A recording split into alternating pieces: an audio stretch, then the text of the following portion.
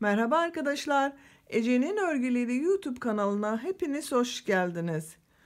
Görmekte olduğunuz bu şirin bebek bot çalışmasını bugün sizlerle birlikte yapmak istiyorum.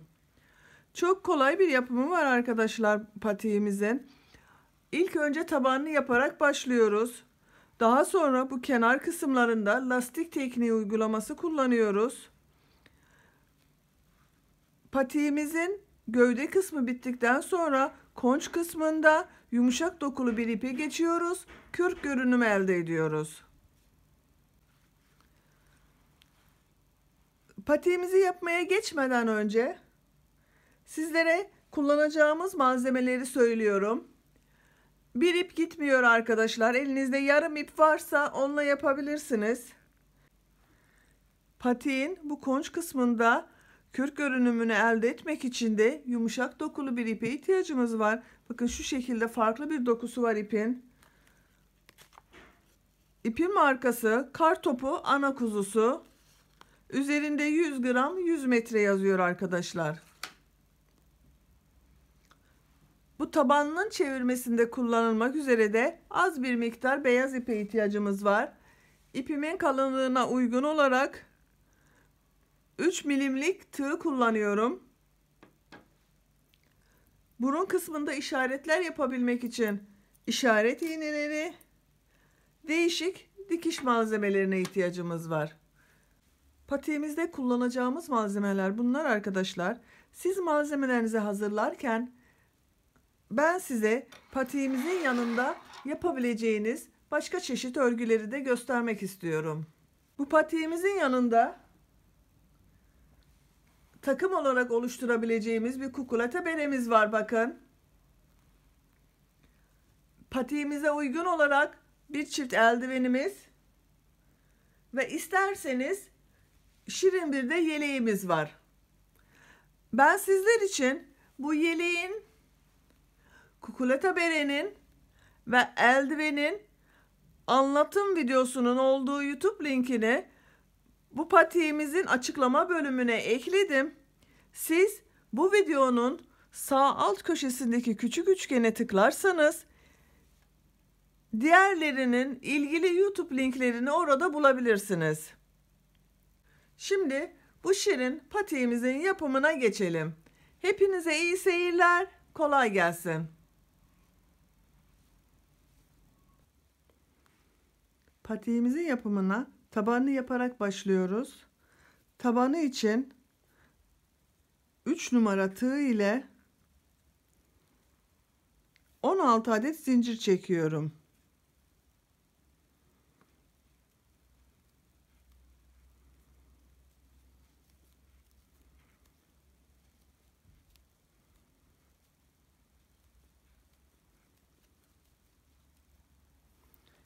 ...16 zinciri çektikten sonra bakın bir gözenek atlayıp ikinci olan zincirin üzerine 2 adet sık iğne yapıyorum.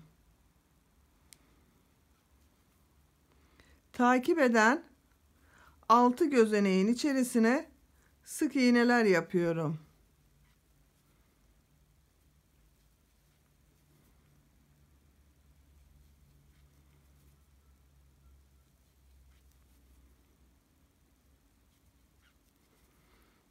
Sonrakine bir çakma trabzan.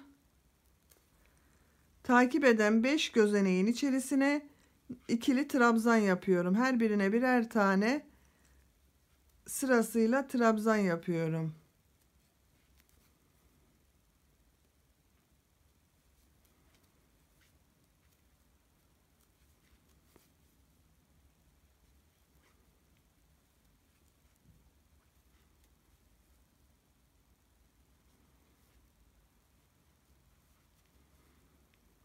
Son gözeneğimiz kaldı. Bu gözeneğin içerisine aynı gözeneğe 6 adet trabzan yapıyorum.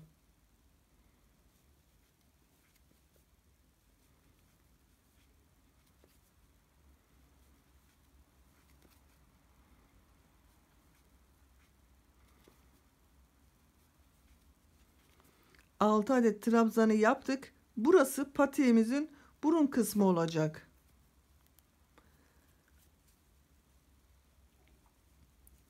Geriye dönüyorum bu 6 trabzandan sonra. Bu aynı gözeneğe 6 trabzan yapmadan önce yan yana 5 tane trabzan yapmıştık. Tam karşılarına gelecek noktalara 5 adet trabzan yapıyorum.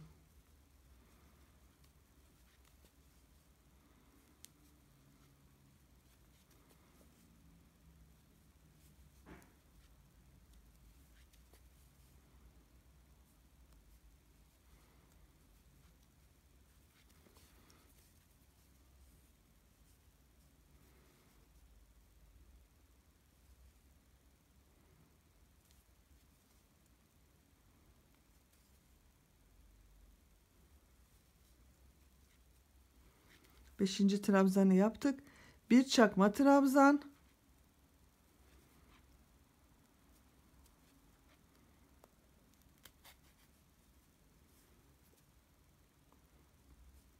Takip eden 6 gözeneğin içerisine sık iğne yapıyorum.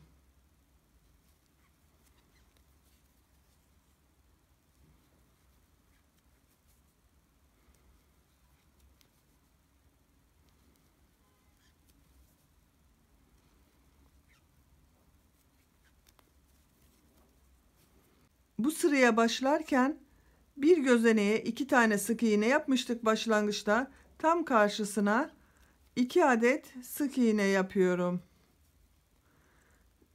Başlangıçla gözenekle kaydırma tekniğiyle sıramı kapatıyorum. Bakın patik tabanımızın ilk sırası bu şekilde oluşmuş oldu. İkinci sıraya geçiyoruz. Bir üst sıraya çıkmak için 1-2 zincir çekiyorum. İlk sık iğnenin içerisine 2 adet trabzan yapıyorum.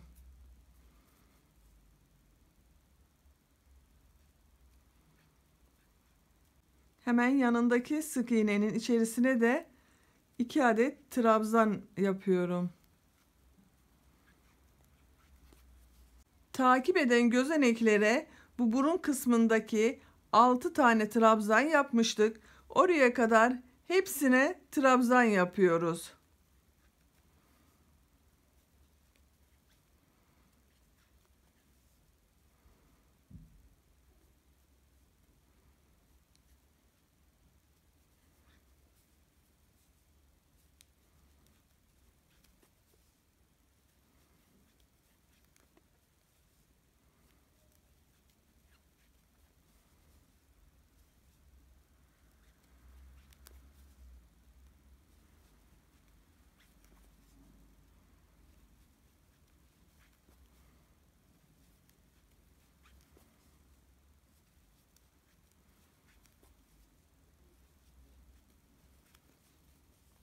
Yan yana 12 adet trabzanı yaptık.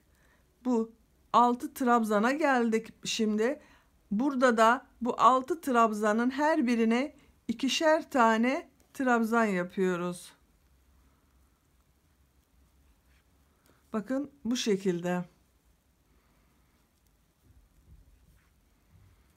Her trabzanın üzerine ikişer tane trabzan yapacağız arkadaşlar.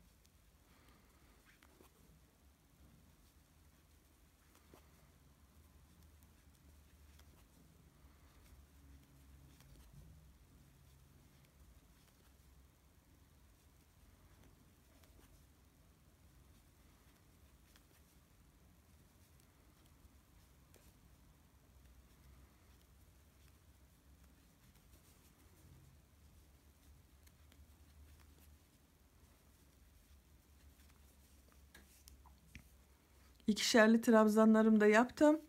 Şimdi takip eden gözeneklerin hepsine toplam 12 tane trabzan yapalım. Bu tarafta yapmıştık 12 trabzanı.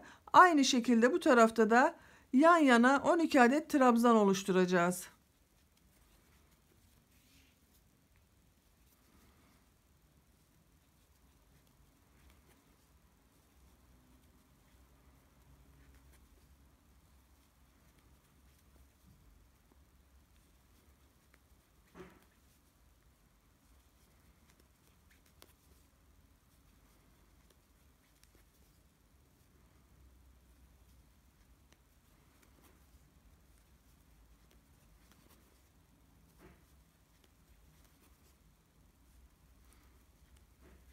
12 trabzanımızı yaptık.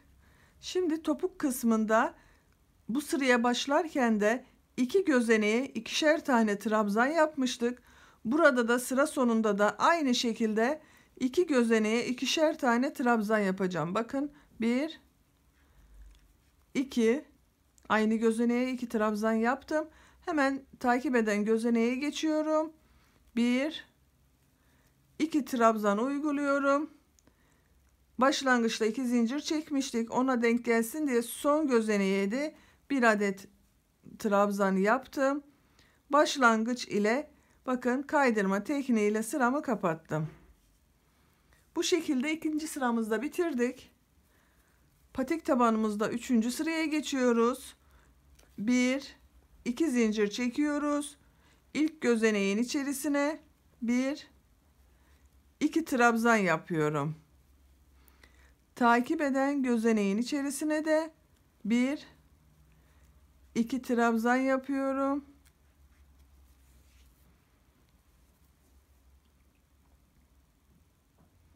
Hemen yanındaki gözeneğe geçiyorum. Ona da aynı şekilde 2 adet trabzan yapıyorum.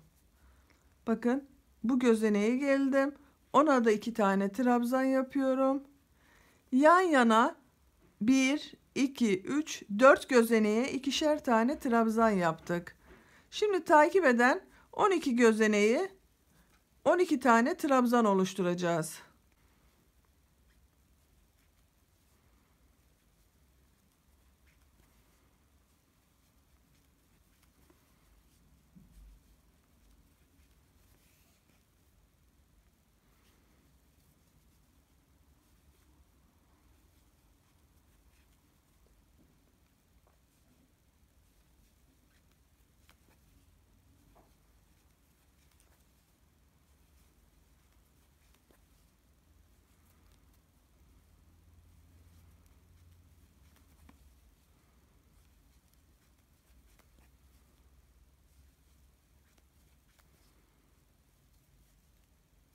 ...12 trabzanı yaptım yan yana.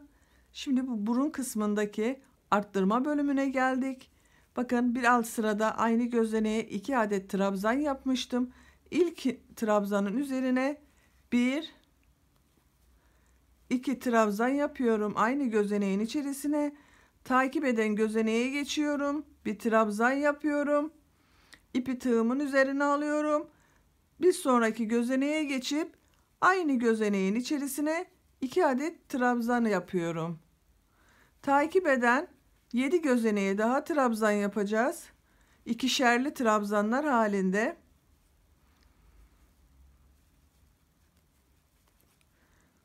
Yan yana 8 gözeneğin içerisine ikişer trabzan yapalım.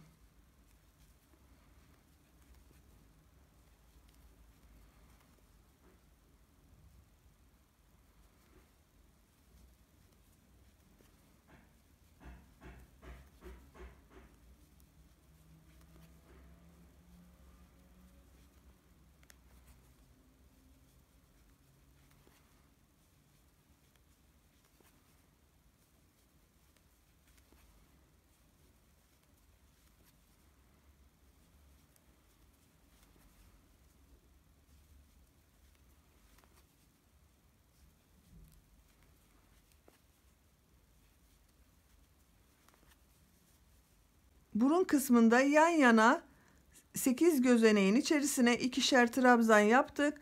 Şimdi bir adet trabzan yapıyorum. Hemen diğer gözeneğe geçiyorum. 1 yaptım. 2 yaptım. Aynı gözeneğin içerisine 2 tane trabzan yapıyorum.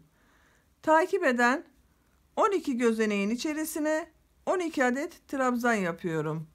Her bir gözeneğe birer tane gelecek şekilde.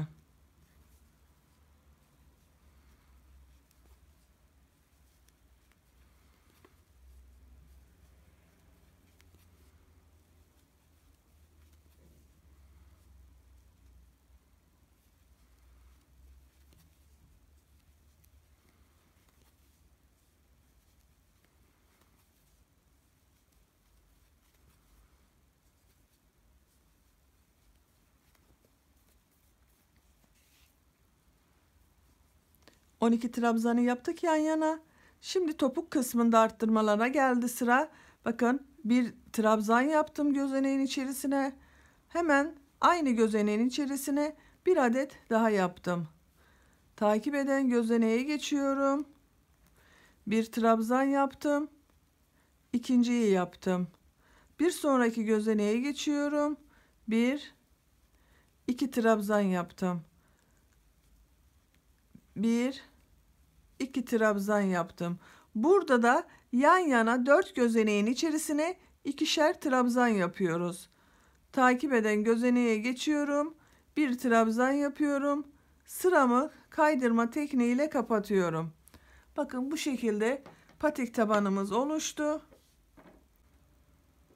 Bakın ölçüyorum diğer patik tabanımızın altına. Eşit yapmışım, bakın eşit sayılarda oldu.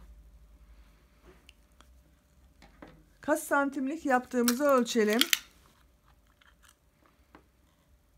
10 santimlik bir patik tabanı elde ettim ben. Siz yapacağınız bebeğin ayak ölçüsüne göre bu patik tabanını büyütebilir veya küçültebilirsiniz. Bebekler için olan standart ayak taban ölçülerini tablo halinde ben sizler için hazırladım. Bu videonun sağ alt köşesindeki küçük üçgene tıklarsanız açıklama bölümünde bu taban ölçülerini bulabilirsiniz. Artık patiğimizin bu yan duvarlarına geçmeye başlayacağız. Bakın 1, 2 zincir çekiyorum. İlmeği şu şekilde alıyorum. Bakın üst kısma doğru. Bir trabzan yaptım. İpi tığın üzerine aldım. Hemen yanındaki ilmekte bakın üst kısımdan alıyorum. İpi tığın üzerine aldım. Yandan aldım bakın.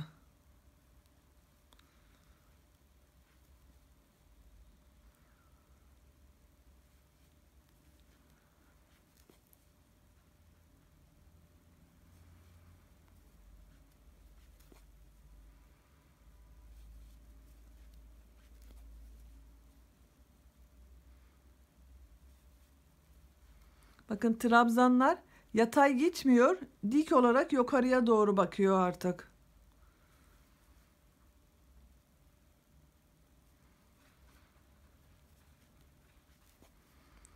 Bu sırayı tamamen bu şekilde her ilmekten birer tane trabzan yaparak tamamlayalım. Sıra sonunda kaydırma tekniğiyle sıramızı kapatacağız.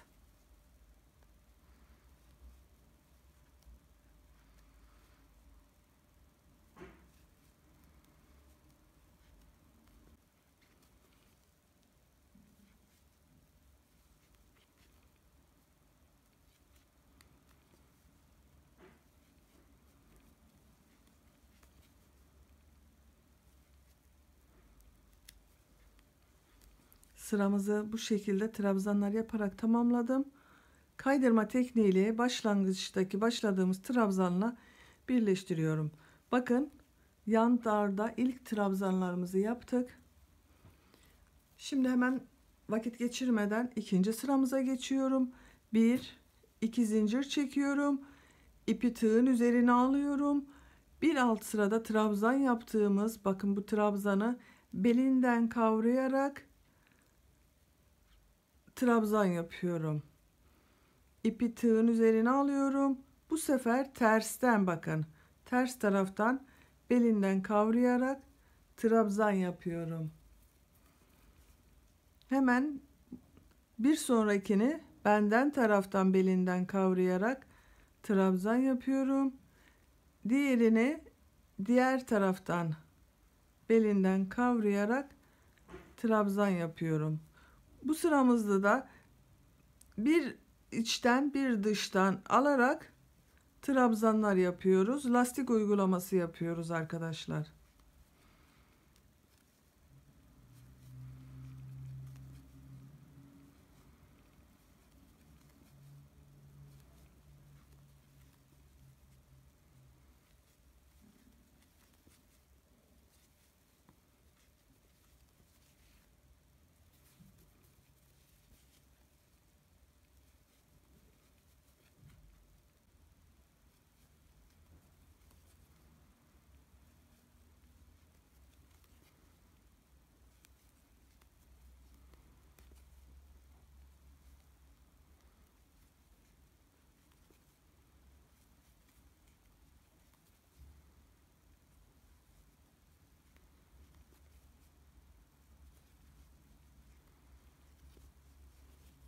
Trabzanları belinden kavrayarak bir içten bir dıştan şeklinde alarak bakın sıra sonuna geldim. Kaydırma tekniğiyle sıramı kapattım. 1 2 zincir çekiyorum. 3. sıramıza geldik. Bakın patiğimizde ipi tığın üzerine alıyorum. Bu benden taraftan gördüğüm trabzanı belinden kavrayarak benden taraftan alıyorum. Diğer tarafta gördüğümü diğer taraftan kavrayarak trabzan yapıyorum. Bu şekilde bu sırayı nasıl görüyorsak trabzanları oradan belinden kavrayarak trabzanlar yapacağız. Sıra sonuna kadar aynı şekilde gördüğümüz gibi alarak trabzan yapalım.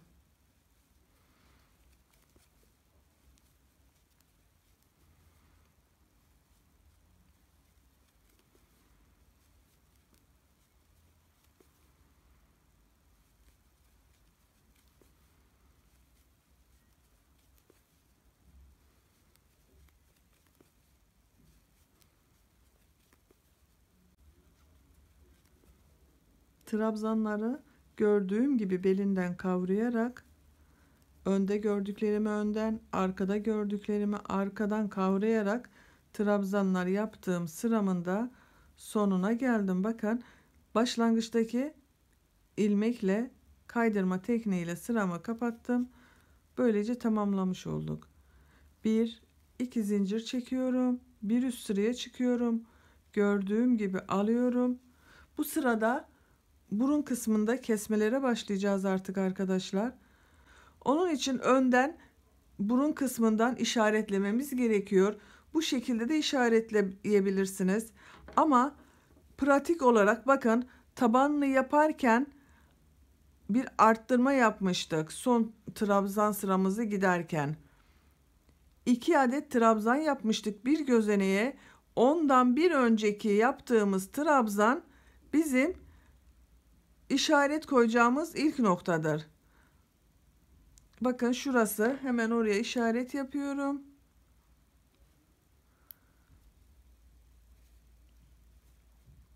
Veya şu şekilde patiğimizi ortalayıp bu şekilde de orta noktasını bulabiliriz. 26 tane işaretlemem gerekiyor. 2 4 6 8 10 12 13. 13. bakın 13. gözenek burası. Şimdi buraya kadar hepsini gördüğümüz gibi yapalım. İşaretli yere kadar.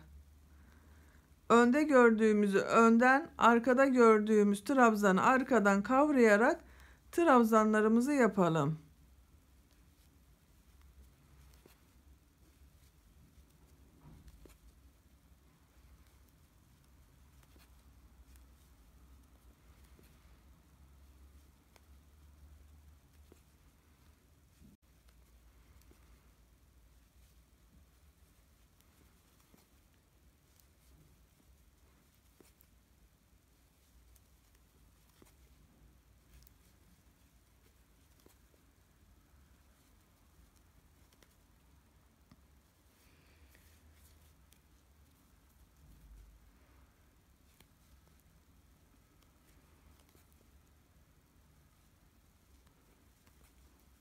İşaretli yere geldim. Bakın işaretli yaptığımız yerden bir önceki trabzanda belinden kavrayarak yaptım benden taraftan.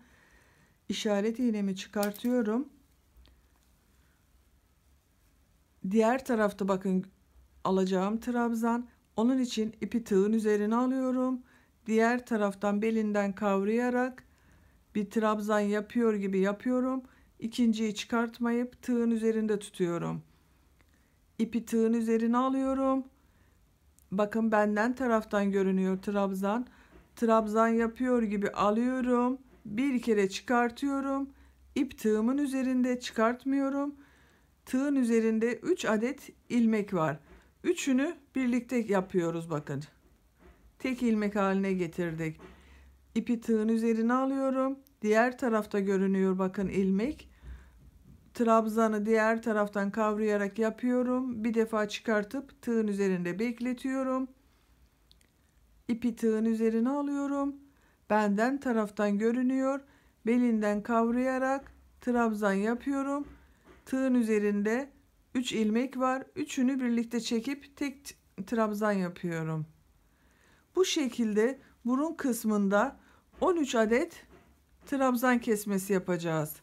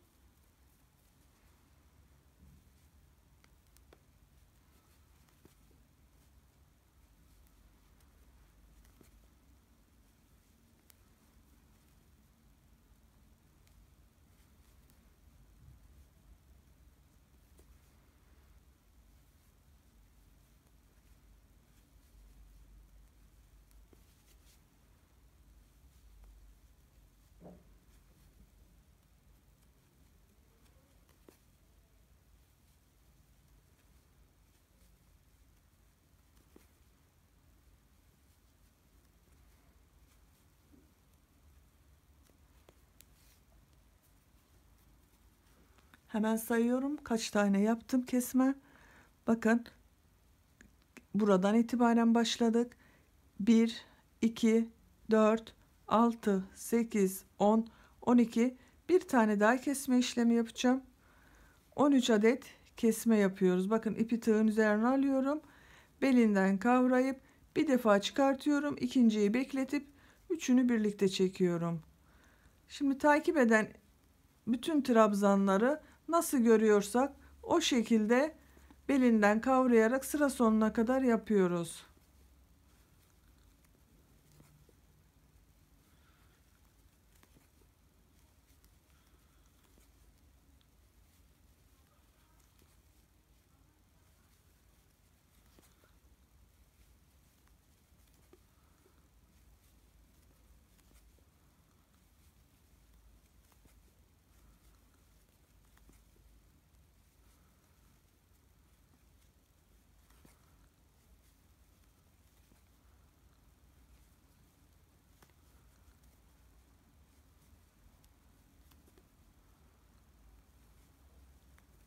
Sıra sonuna geldim. Bakın.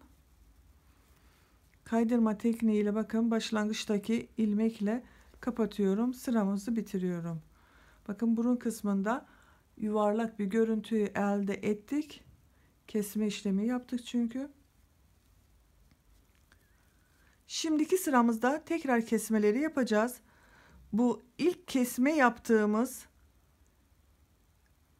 trabzandan bir iki trabzan öncesine kadar yapıyoruz. Bakın 1 2 trabzan şuna kadar yapıyoruz, üçüncüye kadar. Orada tekrar kesme işlemine başlayacağız. 1 2 zincir çekip bir üst sıraya çıkıyorum.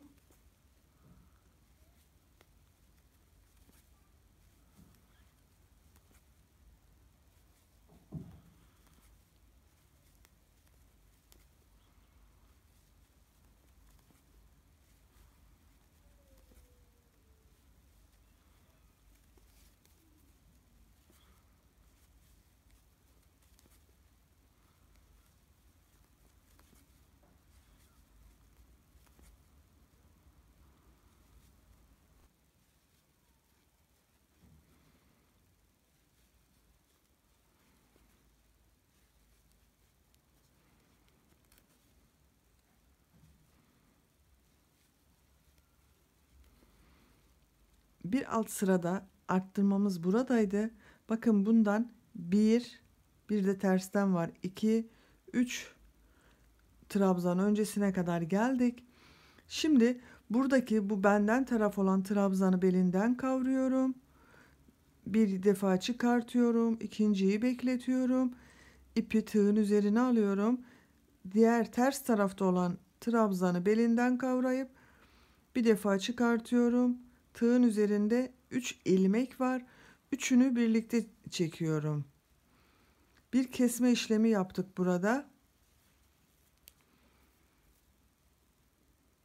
Hemen bakın burada gördüğüm benden tarafta bir trabzan var. Onu bir defa çıkartıyorum. bekletiyorum. İpi tığın üzerine alıyorum. Benden tarafta görünüyor. Bakın bir alt sırada kesme yaptığımız işlemde benden taraftan görünen trabzanı belinden kavrayıp bir defa çıkartıyorum. Tığın üzerinde tutuyorum. Üçünü birlikte çekiyorum. Bakın bir alt sırada kesme yaptığımız için bütün trabzanlar benden tarafa bakıyor.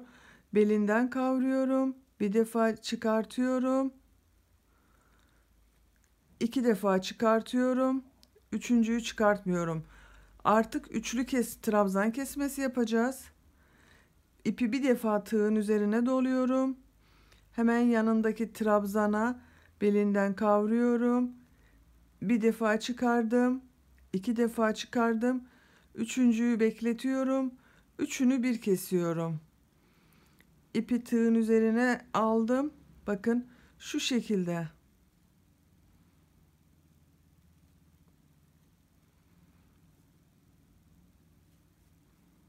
Yavaş yapıyorum.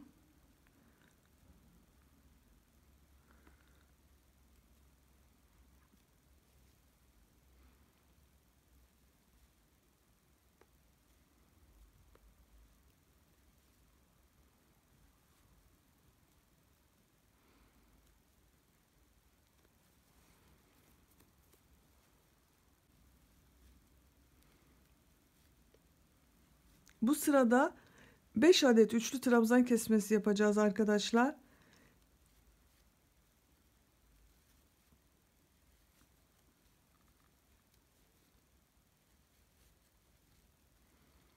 Beşinci üçlü trabzan kesmemi yapıyorum.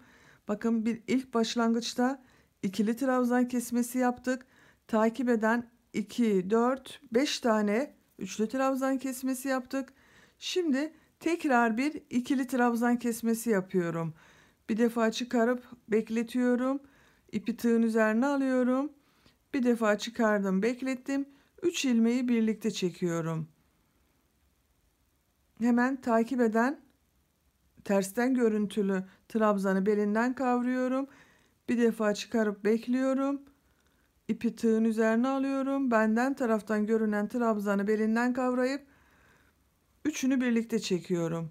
Bu sırada bir tane ikili trabzan kesmesi yaptık. 5 adet üçlü trabzan kesmesi. Tekrar bir adet ikili trabzan kesmesi yaptık. Sıra sonuna kadar bütün trabzanları nasıl görüyorsak öyle trabzan yapıyoruz. Önden gördüklerimizi önden trabzan, arkada gördüklerimizi arkadan trabzan.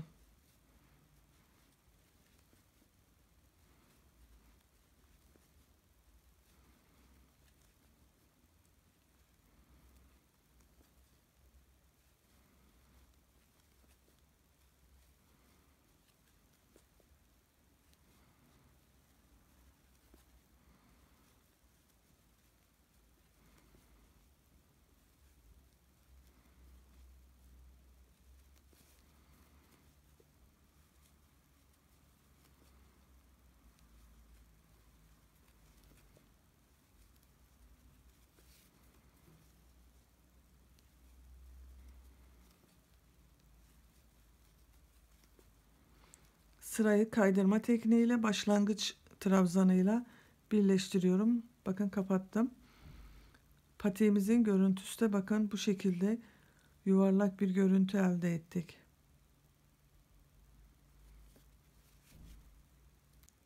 Bir üst sıraya çıkmak için 2 zincir çekiyorum.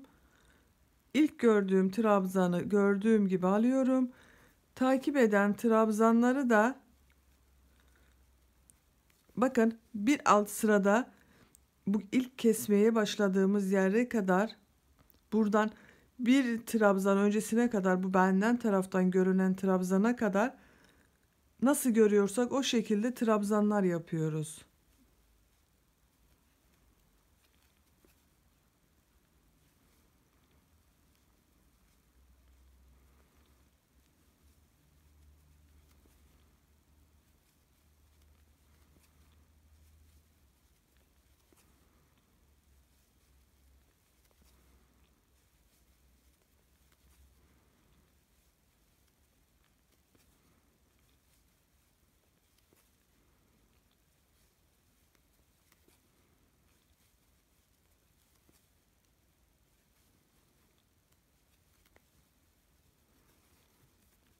Bakın o trabzana geldim. Benden taraftan görüyorum. Benden taraftan gördüğümü trabzan yapıyor gibi yapıyorum. Tığın üzerinde tutuyorum. İpi tığın üzerine alıyorum. Ters taraftaki trabzanı belinden kavrayıp bir burada kesme işlemi yapıyoruz. Bakın artık trabzanlar benden taraftan görünüyor. Bakın bunu bu şekilde alıyorum. Bir ikili trabzan kesmesi yapacağım burada.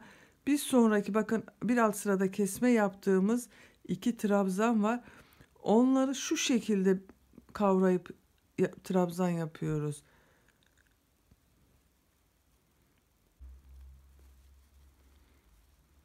Şimdi bir sonraki kesme işlemini yine üçlü trabzan kesmesi yapacağız. Bir, iki defa çıkartıp üçüncüyü bekletiyorum. Bir defa doluyorum. Bir yandaki trabzanı belinden kavruyorum. Bir, iki defa çıkartıp bekletiyorum. Üçünü birlikte çekiyorum. Hemen ipi tığın üzerine alıyorum. Bakın bir sonraki kesmeli trabzanı belinden kavruyorum. Bir, iki defa çıkartıp bekletiyorum. Trabzanı belin bakın yine belinden kavrayarak yapacağız.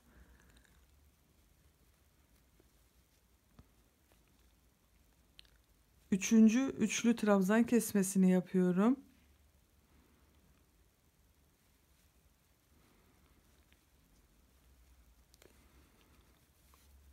Başta bir ikili trabzan kesmesi yapmıştık. Burada tek denk geldi. Bakın onun için bunu tek olarak yapıyorum. Benden taraftan göründüğü gibi yapıyorum. Bırakıyorum. İpi tığın üzerine alıyorum. Tersten görüneni trabzan kesmesi yapacağım. Şimdi bakın bu şekilde aldım. Bekletiyorum. Benden taraftan görüneni belinden kavrayıp yaptım. Üçünü bir çektim. Artık görünenleri nasıl görüyorsak o şekilde trabzanlarımıza devam ediyoruz. Sıra sonuna kadar gidelim. Sıramızı kapatalım.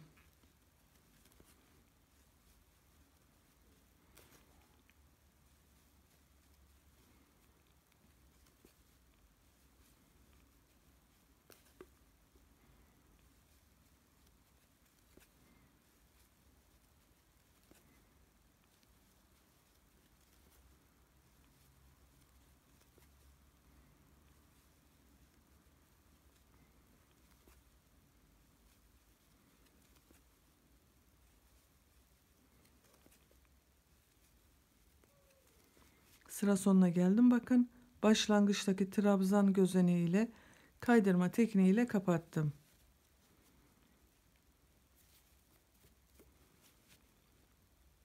Bir, iki zincir çekiyorum. Bir üst sıraya çıkıyorum. Bakın gördüğüm trabzanları gördüğüm gibi alıyorum. Yine bu kesme yaptığımız trabzandan iki trabzan öncesine kadar.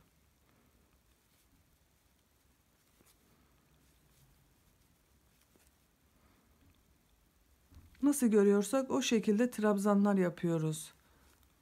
Önden gördüğümüzü önden trabzan, arkadan gördüğümüzü arkadan trabzan.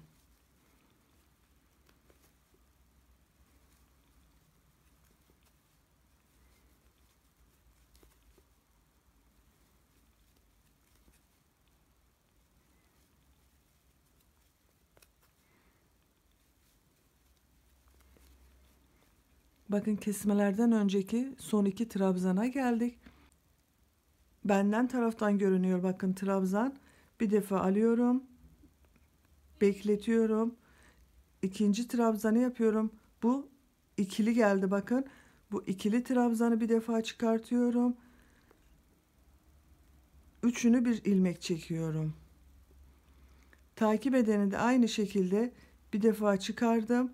İkili trabzan kesmesi yapıyoruz burada artık. Bakın bu şekilde tek trabzan haline dönüştürdüm. Bir sonrakini bakın kesme işlemi yapıyoruz. İkili trabzan görünüyor. İkisini bir çekiyoruz. Bekletiyorum. Diğerini alıyorum. Bekletiyorum. Yine tek denk geldi. Tek yapıyorum. Tersten görüneni aldım. Kesme işlemi yapacağız burada. Benden taraftan görünen trabzanı aldım. Üçünü bir çekiyorum. Nasıl görüyorsak o şekilde yapıyoruz devamında. Sıra sonuna kadar bu şekilde gördüğümüz gibi önden görüp önden alıyoruz. Arkadan gördüğümüzü arkadan alıyoruz.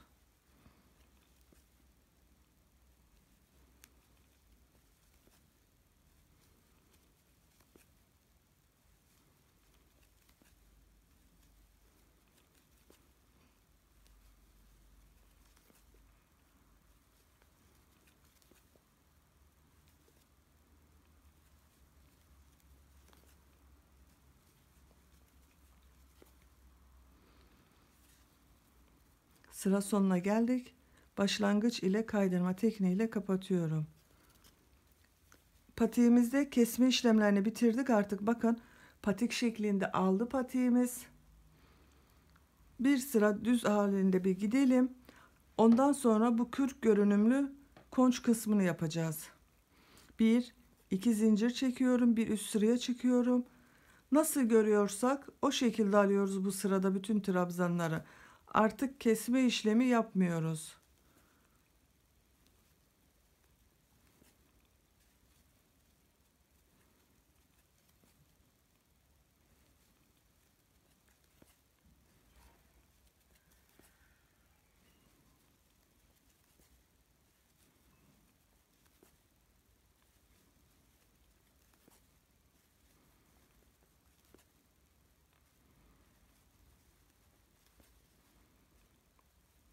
Bakın kesme bölümündeki trabzanlara geldik.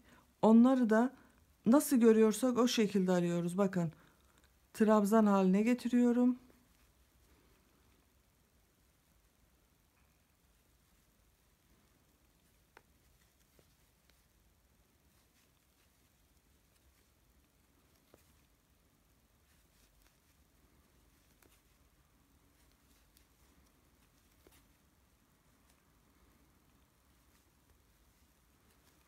Diğerlerini nasıl görüyorsam o şekilde trabzan yapıyorum.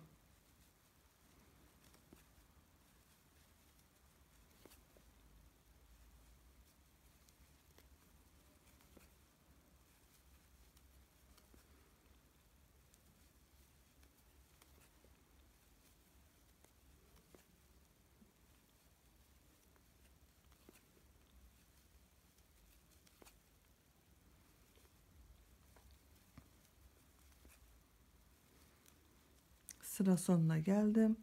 Sırayı kaydırma tekniğiyle kapattım.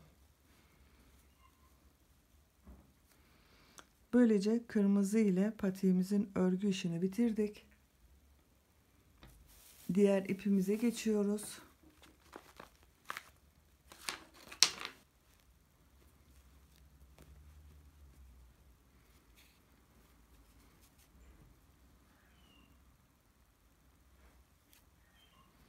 Bakın hemen bunu ilk başlangıç ilmeğiyle birlikte alıyorum. Bir zincir çekip sağlamlaştırıyorum. Nasıl görüyorsam o şekilde alıyorum. Bunda da lastik uygulaması uygulayacağız arkadaşlar. Bakın şu şekilde benden görünüyor. Benden taraftan alıyorum. Bir alt sırada trabzan tersten görünüyor. Tersten alıyorum. Bu ipi yapmak biraz uğraştırıyor. Takılabiliyor tığımıza ipimiz. Yavaş yapmamız gerekiyor o yüzden.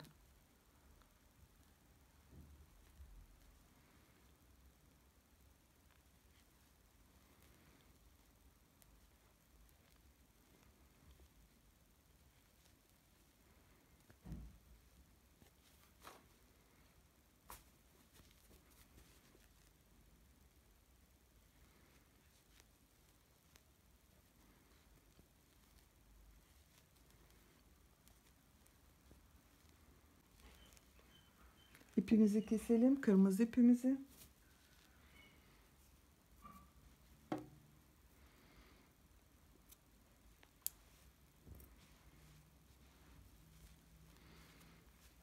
Artık bu iple devam ediyoruz.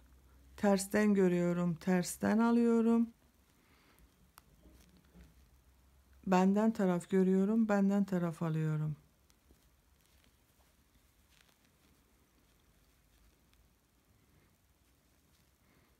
Bakın bu ön kısımda düz trabzanlar denk geldi. Onları bir ters bir düz olarak alalım.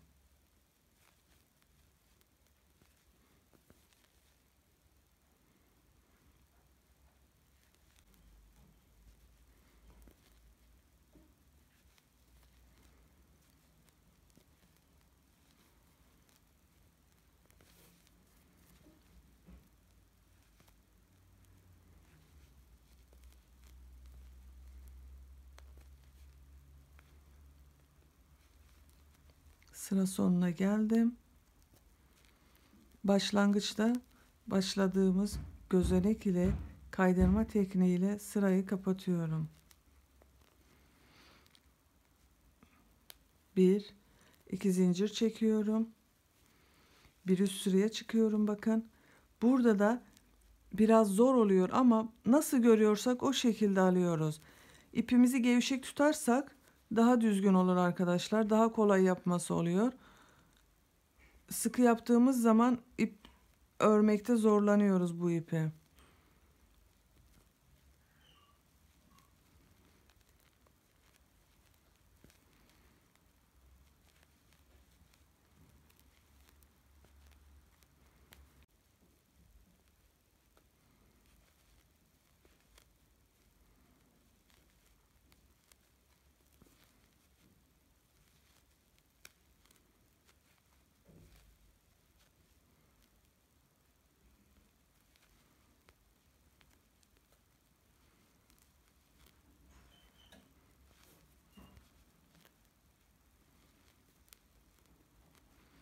Sıranın sonuna geldik. Yine kaydırma tekniğiyle başlangıçla kaydırma tekniğiyle sıramızı kapattık.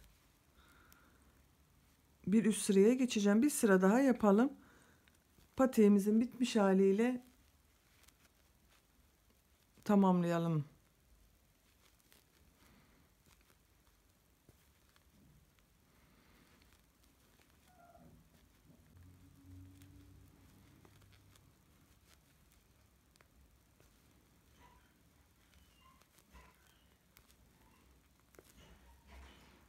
Başlangıç trabzanıyla kaydırma tekniğiyle sıramı kapattım ve bitirdim.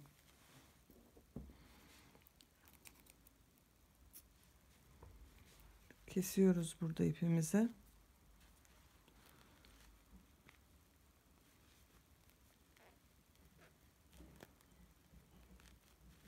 İç kısımda kaybettik. Bakın konç kısmında yaptık. Şimdi bu tabanının kenar kısmını da beyaz ile çevirelim. Patiğimizi bitirelim. Hemen bu arka noktasından beyaz iple ilmek çıkarıyorum. Sağlamlaştırıyorum. Gördüğüm bütün bakın bu şekilde ilmekleri alarak sık iğne şeklinde çeviriyorum.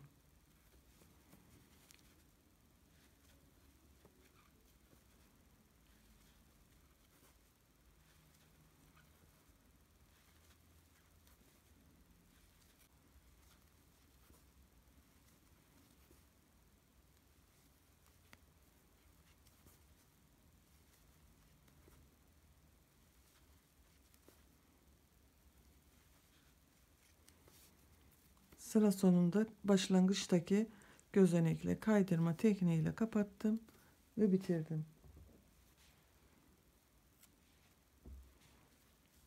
İpimizi burada kesiyoruz. Bakın patiğimizi bitirmiş olduk.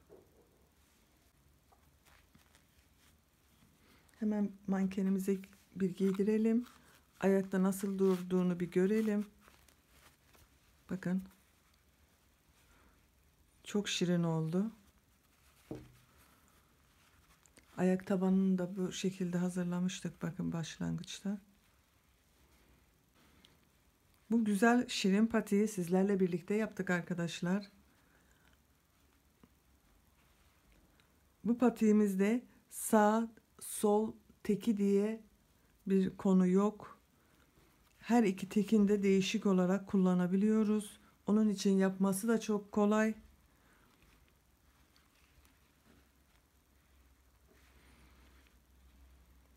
Bu patik anlatımını benimle birlikte yapan ve izleyen herkese çok teşekkür ederim. İnşallah sizlerle yeniden yeni videolarda buluşmak üzere. Hoşça kalın, sevgiyle kalın.